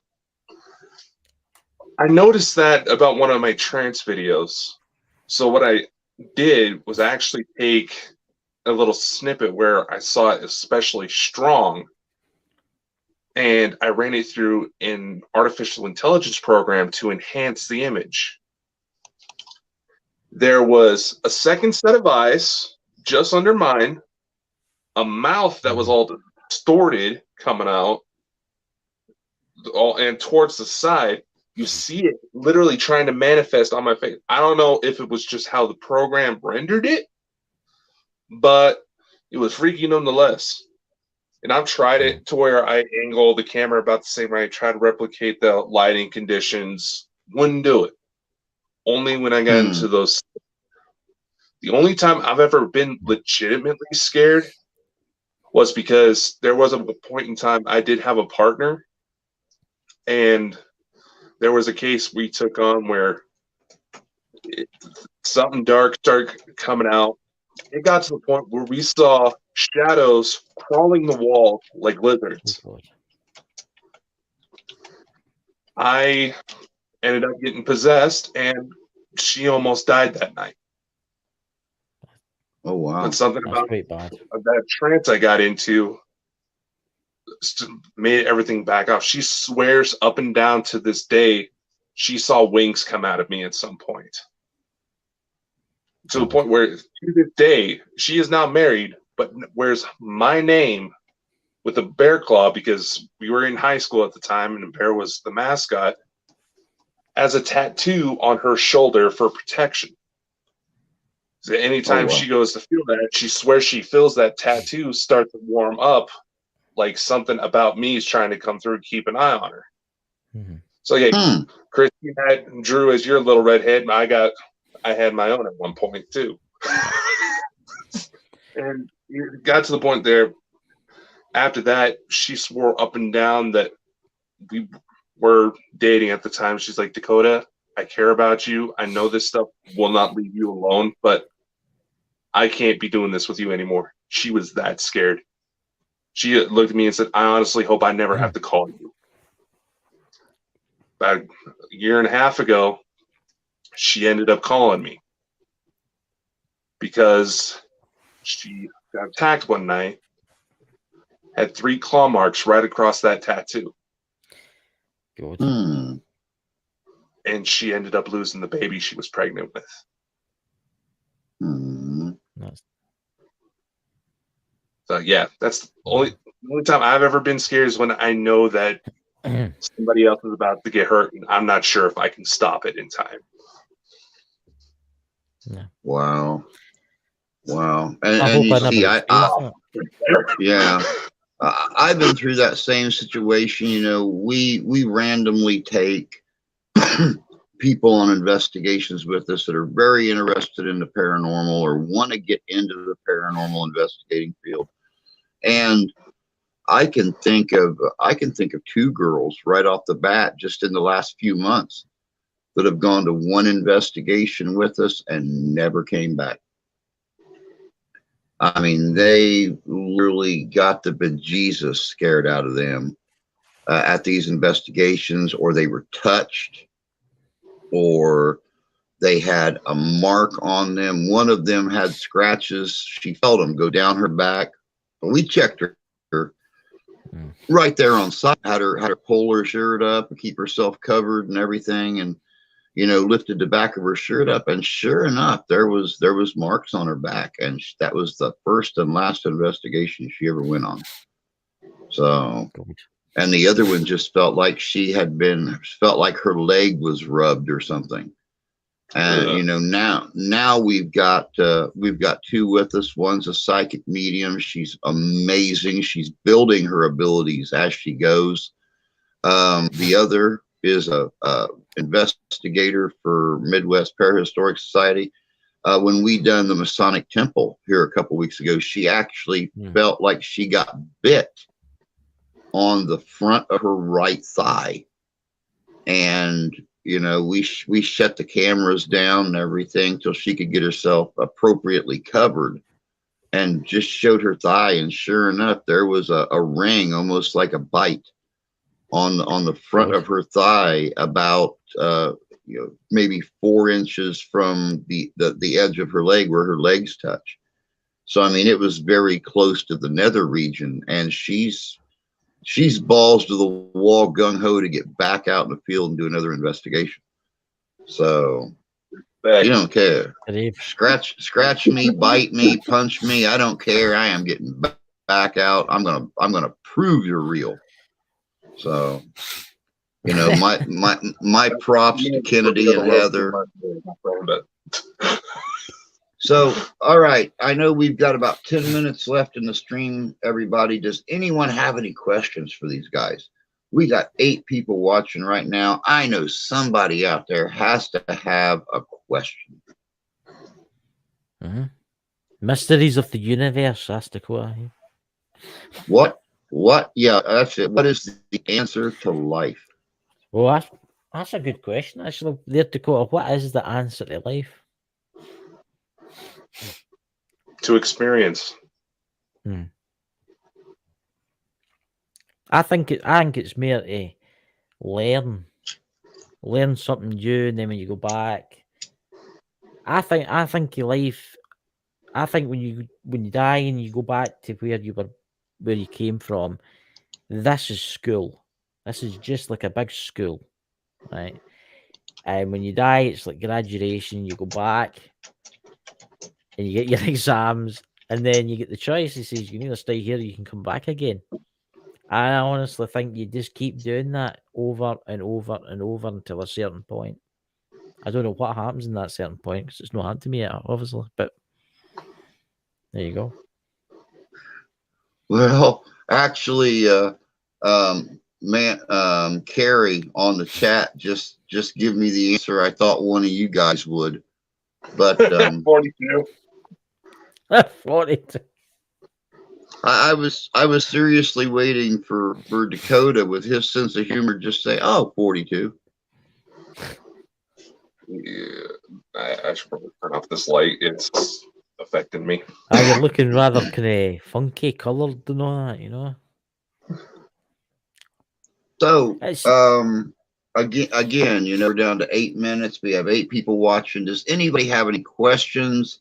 Anybody experienced anything and would like some input from somebody who has studied and has talked to some of the professionals in the field on their own podcast? You can ask The us only- anything you want. The only wrong question is the one asked. Mhm. Any question whatsoever. Don't worry, Dakota's here. And those of us that deal with Dakota on a regular basis know Dakota knows everything. He Just does. ask him, he'll tell you. He knows absolutely everything. I'm pretty sure there's plenty of women in my life will say, "Don't give him a big head." Too late. He does. No, I will say this. He is an awesome co-host. I must admit. And I mean, look at him. him. You can tell his It- head has swollen so much at times, all the hair just fell out of the pores. No, part of that was that my mother threw me into the ceiling as a baby. Oh, you know. The ceiling or the ceiling fan? No, it was a relatively low ceiling. Who's a good Dakota? She was Who's a playing with good me, and Dakota? then I threw up on her, so she just went, ah! It's a true story. Oh my God. I figured it was one of those. I figured it was one of those. Who's a good boy? Who's a good boy? Oops. Who's a I good don't know. oh, It'll be fine. shit? Oh God, that's gonna leave a mark.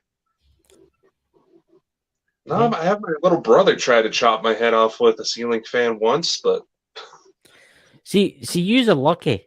We don't have ceiling fans here in Scotland. I noticed that when I was over there. In fact, we don't even have air conditioning. The only air conditioning that I've got is in my car. That's it. You don't get air conditioning in houses in Scotland. Bloody You would terrible. think for how much y'all are full of hot air, you'd be used to it. I know. Fully hot. Yeah. You know, guys, I'm gonna have to get him back for that. You know, Dakota, I will get you back for that.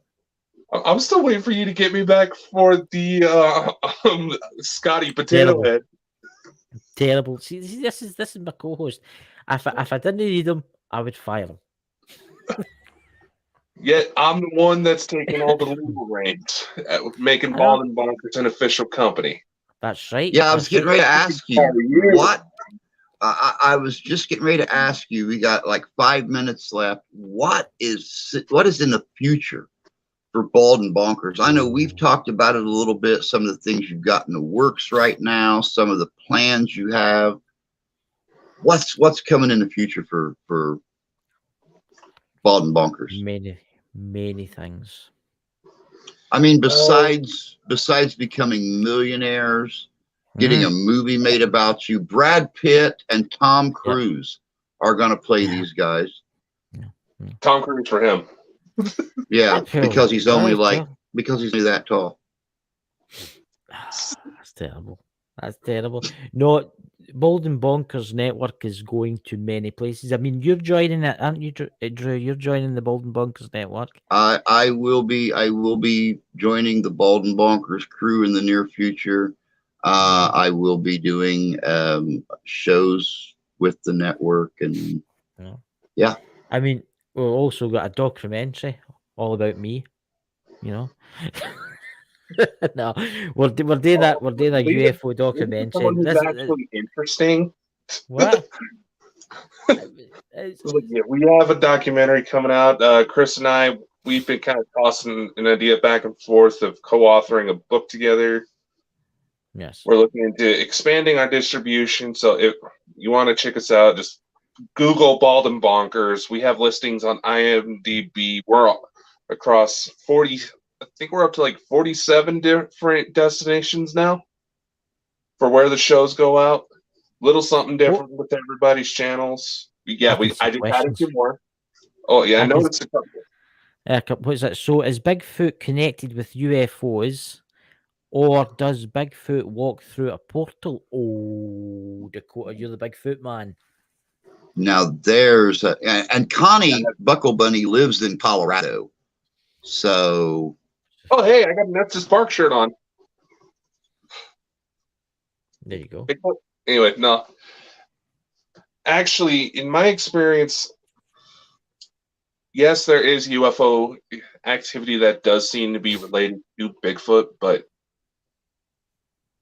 it seems that there's 2 separate groups. There's ones that live here on Earth. There's others that, honestly, when I first heard the stories, it sounded like somebody was watching a little too much Star Wars and wanted Chewbacca to be real.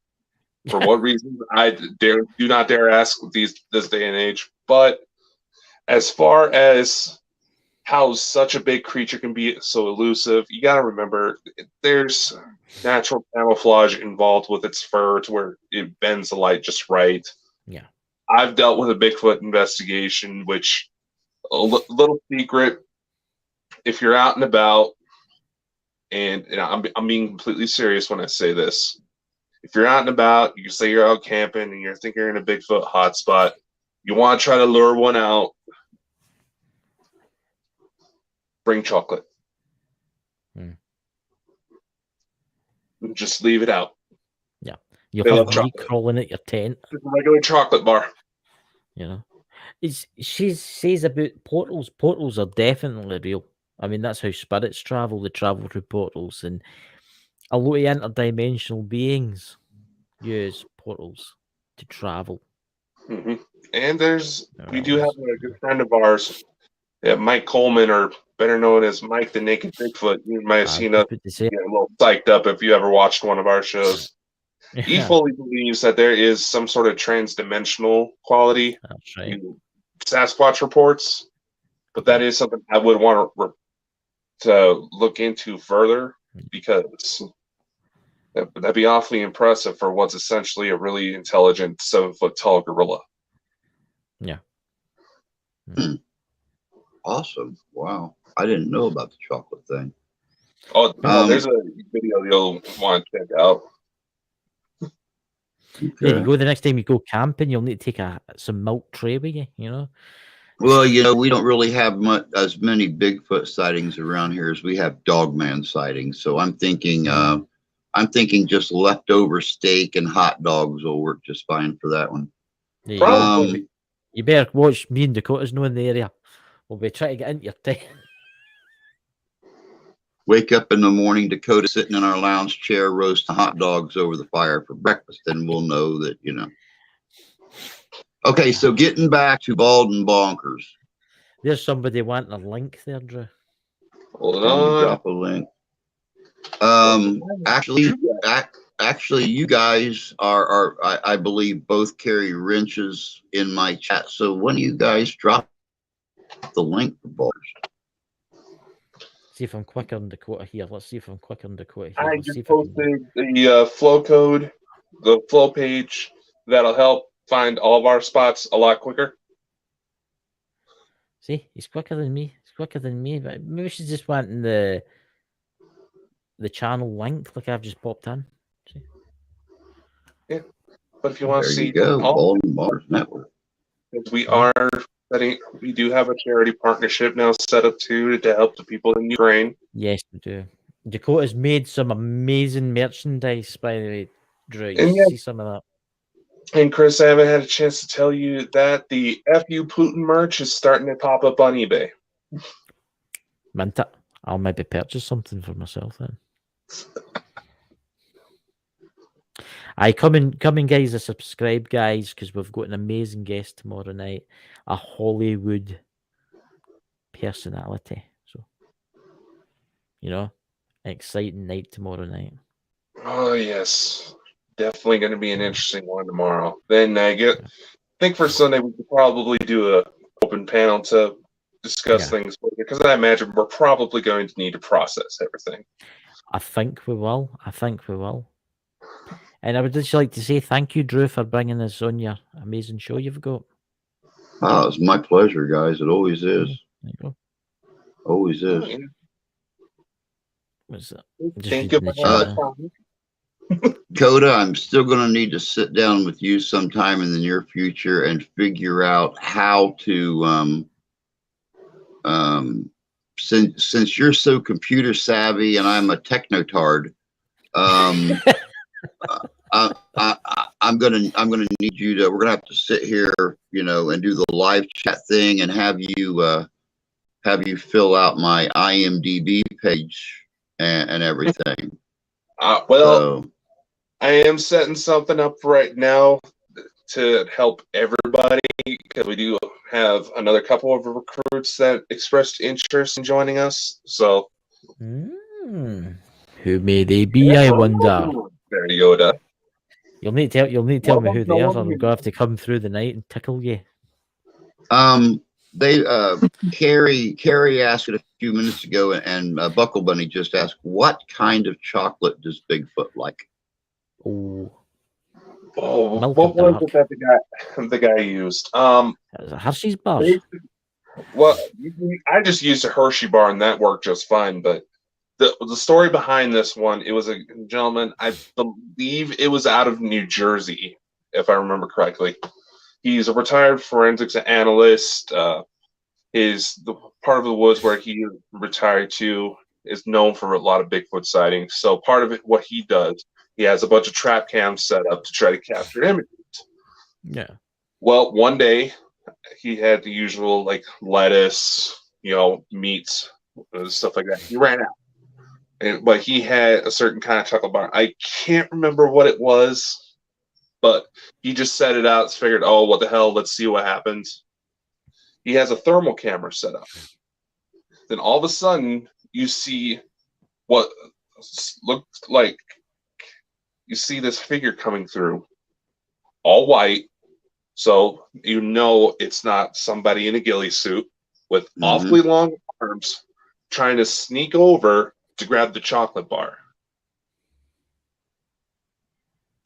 That's where that idea came out. So when I finally had a chance to check out some local Bigfoot sightings in my area, I went ahead straight for the chocolate bar. And all of a sudden, as I was setting up the area where I was going to try to capture a photo, there was something sneaking up behind me that looked an awful lot like a baby Bigfoot. The second I realized what was going on, I got excited, jumped to try to get a better look. The little fucker darted off on me, and he was quick. And he was really dark first, and it was almost the middle of the night, so I had no chance of trying to find him. Yeah.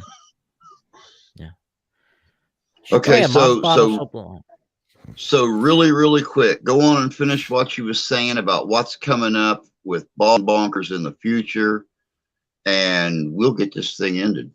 Because I know it's like 2:00 in the morning for Chris. It's as I've got my eyes getting taped open.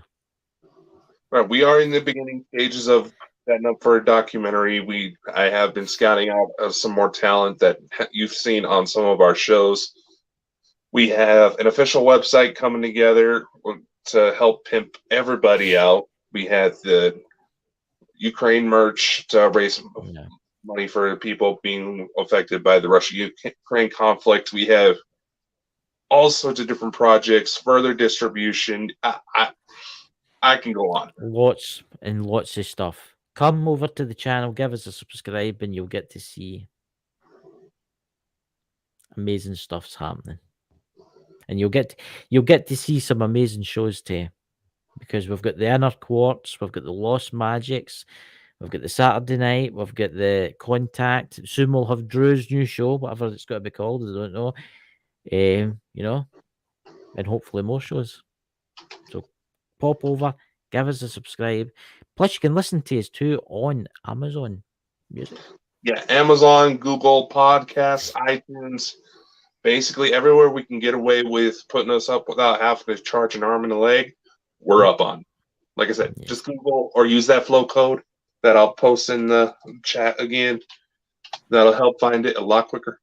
Yep.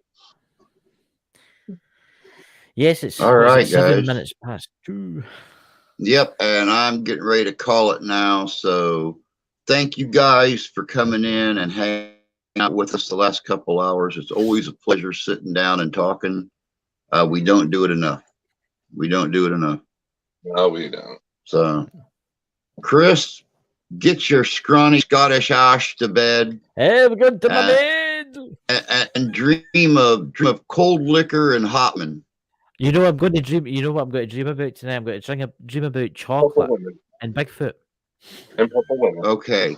And Cold purple women. chocolate, chocolate and fuzzy Sasquatches. Then that's whatever Just Church or Frank does. Don't tease me, Drew. Don't tease me. Catch you later, guys. See ya. Take care, buddy. Adios. Have a good evening. Later, guys. Bye. Saturday, August 20th, 2022, coming to Hartford, Michigan at the Van Buren Poorhouse Museum, it's Ghost-O-Rama. Ghost-O-Rama is a one-of-a-kind event. It's a paranormal meet and greet / flea market / Comic-Con, car show, and much, much more. There'll be paranormal groups, the Ghostbusters, the Mystery Machine, spooky vendors, live band, ghost tour, Jurassic Park, killer cars, food truck, disc jockey, historical museum, kid haunted house, and much more. Van Buren County Historical Museum. That's right, out at 58471 Red Arrow Highway, Hartford, Michigan, 1 p.m. to 7 p.m. It's an outdoor market, which is free to the public. That's right, you heard me. It's open to the public. There'll be a museum tour, $5 per person. Also, from 9 to 11, a ghost tour, $20 per person. That's right, Ghost-O-Rama is hitting West Michigan, Saturday, August 20th, 2022, at the Hartford Van Buren Poorhouse Museum. This is sponsored by Southern Michigan Paranormal's UnrestrictedRadio.com, the Great Lakes Ghostbuster Coalition, How to Halloween, Frankenfest, and the Midwest Parahistorical Society. That was a good show, guys. That was a really good show. And we're still taping. But we're still live.